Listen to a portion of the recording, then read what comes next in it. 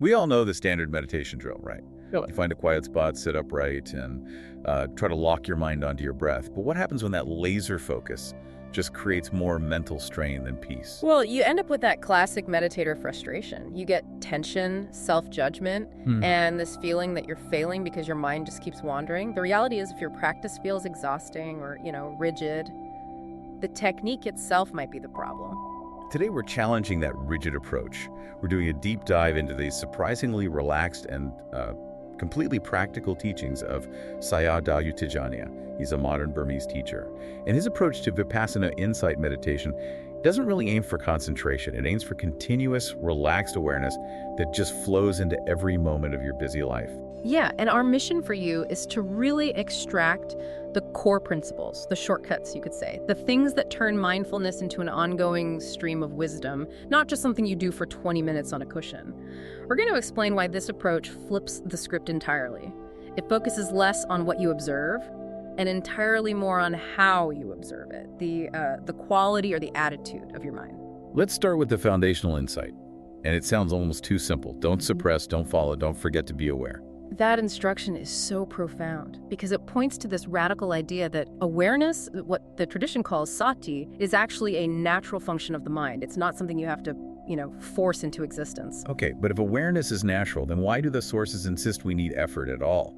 Doesn't that sort of contradict the whole relaxed approach? That's a great question. And it's a key distinction. The effort isn't to create awareness. It's simply to remember it. I mean, you don't use high energy to know you're sitting. Right. Or to know you're seeing. That basic recognition is already there. Where we trip up is when we try to force it. We try to make the objects, say, the breath subtler or clearer than it naturally is. So the striving comes from craving. We're trying to force a pleasant state. Or desperately avoid an unpleasant one. And that striving, that's what creates the tension. Which means if the mind feels tight or tired or frustrated, the practice is, it's just wrong. Exactly. The object of awareness has to be a natural process that's happening naturally. This could be hearing a sound, seeing a sight, or just the light pressure where your body touches the chair. You don't need to hunt for something incredibly subtle. You just need to know what's happening right now. And what's key to making this continuous is turning your attention inward, constantly, like keeping an internal radar on. So the focus isn't on the thing outside, but on how your mind is responding to it. If you hear a loud sound, for example, you don't focus on the car. You notice the sensation of hearing. That internal focus is what allows this to become the ultimate multitasking tool.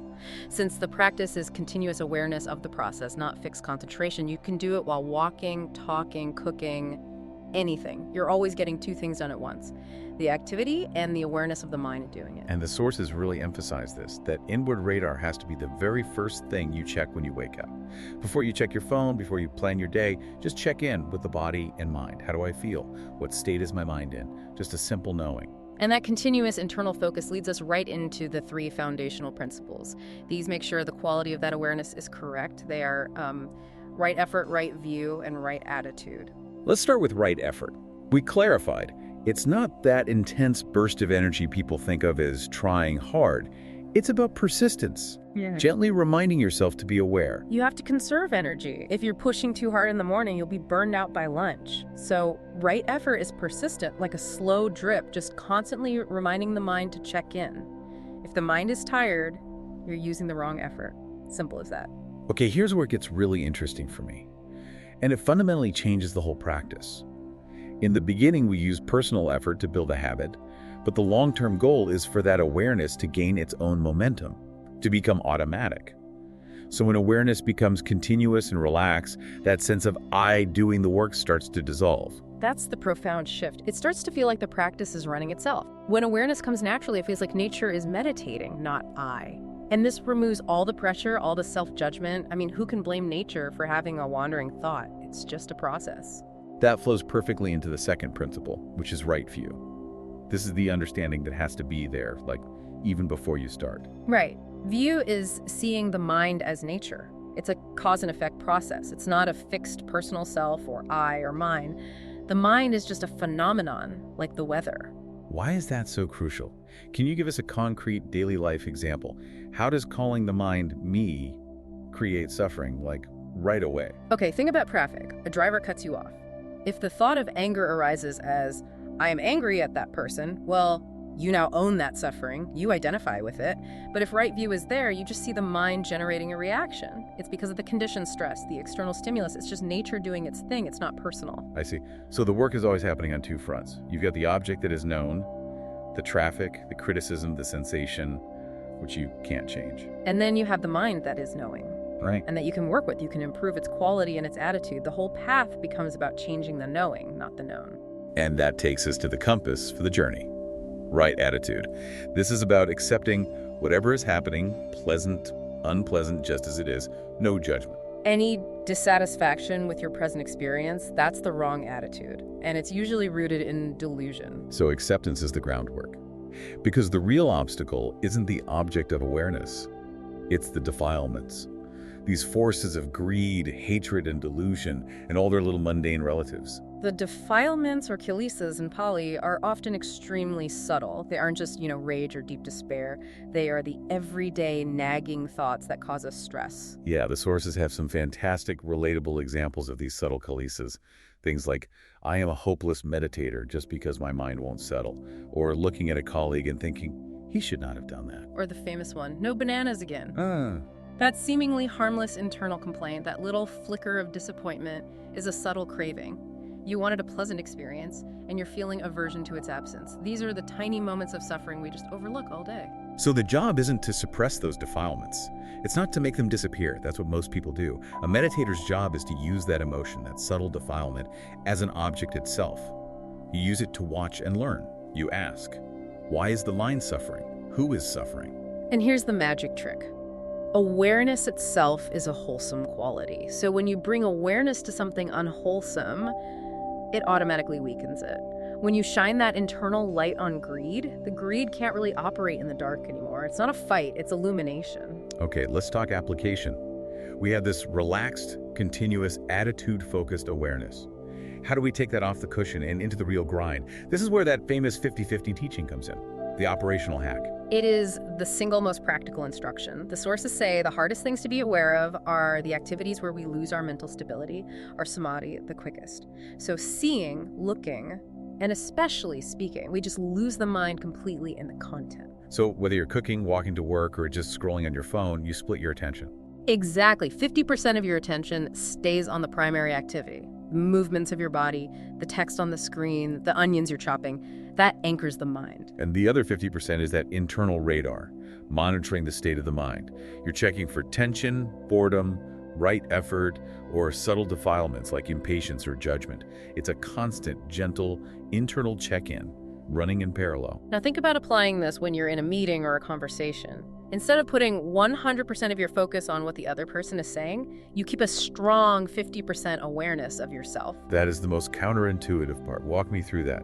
If I'm supposed to be more aware of myself, my feelings, my voice, my eagerness to talk, I miss what the other person is saying. Not at all. Your mind already knows how to process speech. The other person's words are the 50% object side. The real value is in watching your reaction. Are you eager to interrupt? Are you judging their idea? Is your voice tense? Monitoring your attitude while you're speaking is the only way to develop right speech.